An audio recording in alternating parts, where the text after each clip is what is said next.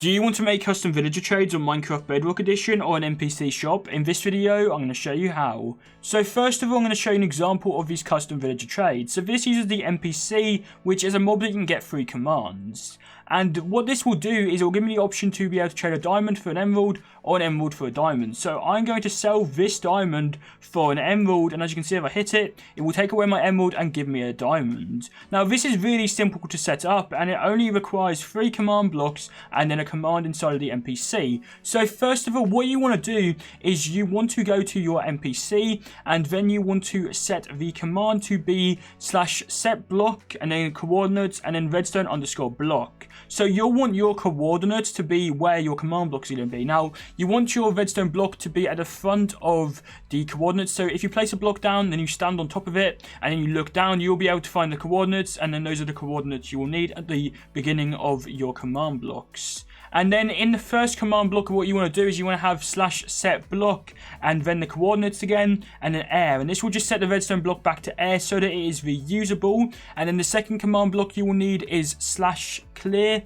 and then at P emerald 01. Now you want to customize this for whatever item you want. It doesn't have to be an emerald, and if it's something that has a data value, instead of putting 0, you will want to put the data value. So for example, if you want a certain type of concrete or a certain type of wood or something that has multiple different types in the same ID, you'll need to put the data value for it. Now unfortunately, you're not able to do it to where it will clear multiple items, so I can't make it, for example, that if I was to give it an emerald, it would give me 5 diamonds, because that isn't going to work. Now the reason that won't work is because Minecraft Bedrock Edition can't test for the amount of items someone has. So let's say, for example, if I was going to do a trade with this NPC where I wanted to have it take away 5 emeralds, it wouldn't be able to. Even if I just had 1 emerald, it would still work because it's not able to test how many emeralds you have in your inventory. So you want to make this 1, which is a disadvantage to using this sort of system. And then the third command block you want is a /give at P diamond 1 or whatever you want. Now you can give any amount of item you want. It doesn't have to be 1. You could have this, because it is a give command and not a clear command, you can have this whatever you want it to be. Now for the scoreboard shop, you can have a scoreboard, and this is a little bit more simple, a little bit easier. It might take a little bit longer to set up, but it's better because you can have other things in your world give you money, and you can have a currency in your world rather than doing trades. Now first of all, I'm going to show you how to make the scoreboard, and this is /scoreboard objectives add money dummy. Now you can do this in chat, it doesn't need to be in the command block, but I'm just having these commands in command blocks so that I don't forget them and so that it's easier to show you. So have that command, type it in the chat. You can have something else rather than money as a name if you want to, but I would recommend you have it as money, as a capital M and then money, because it's a lot simpler to be able to follow mine. But if you have something different, just a place where I put money in all the command blocks with whatever you have instead. Now if you want to give yourself money to be able to test, it's /scoreboard players add P and then money and then the amount. So in this case I did 10, but you can do whatever you want to instead.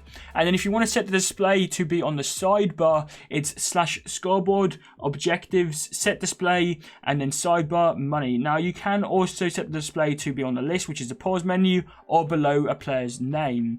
And then also what you want to do for this system is you'll need to summon the NPC mob. So because this is using a name, it's going to be using a name in these commands in a second. So what you want to do is you want to summon the NPC mob already with a name, as this is how you have to do it for it to be able to work. And I'll explain why once we get to the commands. So this is /summon NPC and then a name and then the coordinates to where you want to summon it, so where you want your shop to be. Now this will summon the NPC, so if I hit it, as you can see, it has summoned the NPC here. First of all, I'm going to show you an example of an NPC scoreboard shop, and then I will show you how to make it. So in this example, I have it set up so that I can either buy 16 gold for 100 or I can sell a gold for 5. So if I click the buy button, it will allow me to buy the 16 gold, and it will give me the 16 gold. It will take away 100 from my money, and then if I click on the sell, it will take away 1 of the ingots and it will give me 5 in return.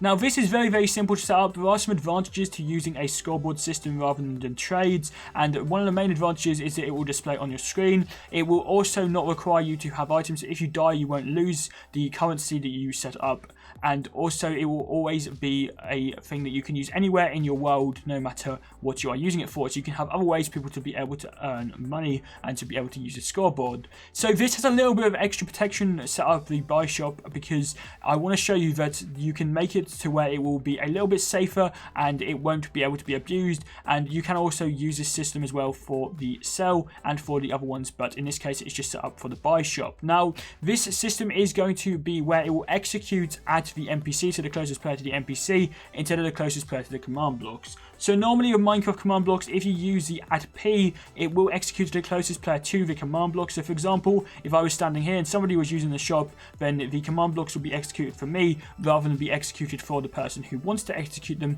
who's using the NPC, because I'm closer. So in this buy shop, instead it will execute the closest player to the NPC, and then it's still not 100% perfect, but it is a lot harder to be abused. Okay, so first of all, the first command block is going to be a set block. So this will be /set block and then coordinates and then redstone_block. And this will set a redstone block to the coordinates, and the coordinates are going to be in front of this command block here. And then the first command block is going to be a /set block and then coordinates and air. So that will set the redstone block back to air so that it's reusable. Next, it's going to be an execute. So this is /execute @e, name equals and then the name of your NPC. So in this case, buy shop. Type equals NPC, ~, scoreboard, players, test, @p, money 100. And this will test that the player has 100 or more so that they will be able to use the shop successfully. And then the next command block is a /execute @e, name equals and then the name of the NPC that you have, ~, scoreboard, players, remove, @p, money 100, and this will move 100 from the player.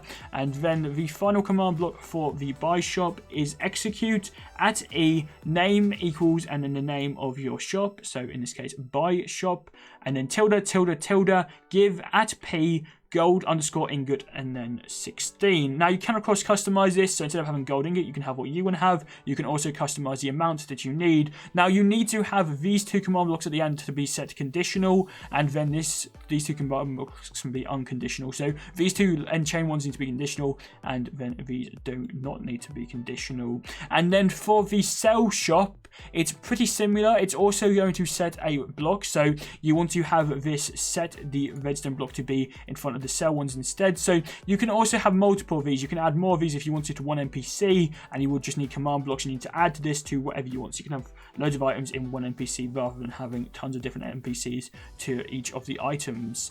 Okay, so this is set block and then the coordinates of the block and then redstone_block. And then again, it will set the block to be at the beginning of this redstone chain, this command block chain. The redstone block will power this command block, and then it will power these command blocks as well. And this will just set the block back to air. And then for the next command block, this is a /clear @p and then gold_ingot01. Again, Minecraft Bedrock Edition can't test for the amount of items you have, so unfortunately it can only do this one at a time. And again, the 0 can be changed to the data value for whatever you are using. And then the third command here will be a /scoreboard, players, add @p, money 5, and that will just add the money to the player who has sold the item. If you need any help or have any questions, let me know in the comments section down below. Thank you very much for watching, and goodbye.